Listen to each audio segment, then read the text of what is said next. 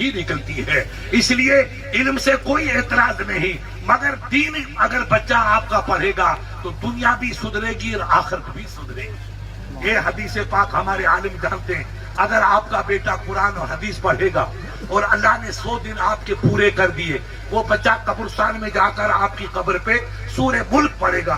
ان علماء سے پوچھو، قرآن پاک کی 114 سورتوں میں سے ایک سورت چھوٹی سی ہے 2 رکوع والی سورہ ملک.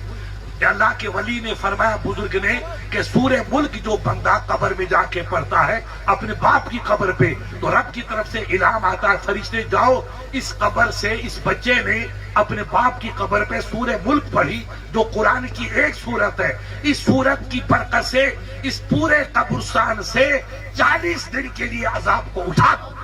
سبحان اللہ. ارے ایک سورت پورے قبرستان کا نقشہ بدل دے تو بیٹا باپ کی قبر پہ پورا قرآن پڑھے گا تو اس کی قسمت کا عالم کیا ہوگا. ہم بچوں کو قرآن پڑھائیں، ہم بچوں کو حدیث پڑھائیں، ہم بچوں کو دین کا راہی بنائیں، ہم بچوں کو دین کی روشنی سے روشناس کریں، پھر انشاءاللہ برکت ہی برکت ہے. ویسے بھی اللہ کی برکت ہے اور اس قرآن کی برکتوں سے اور آپ کو برکت ملے گی. اس لیے پیارے، ہم اس علم کی قدر کریں، علم کی حقیقت کو سمجھیں اور اپنے بچوں کو، اپنی بچیوں کو علم کی راہوں سے روشناس کر کے ان کو قرآن حدیث کا درس دیں، تاکہ ہمارے بچے قرآن سے واقف ہوں گے تو غلط قدم کبھی نہ اٹھائیں گے، بد راہی کا شکار کبھی نہ ہوں گے، ان کا راستہ سچا ہوگا، ایمانداری کا راستہ ہوگا.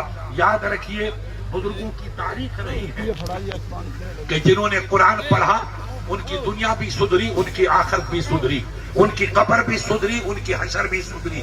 اس لیے ہر گھر میں قرآن پاک کی تلاوت ہونی چاہیے. اور یہ جذبہ حسین کب وجود میں آئے گا؟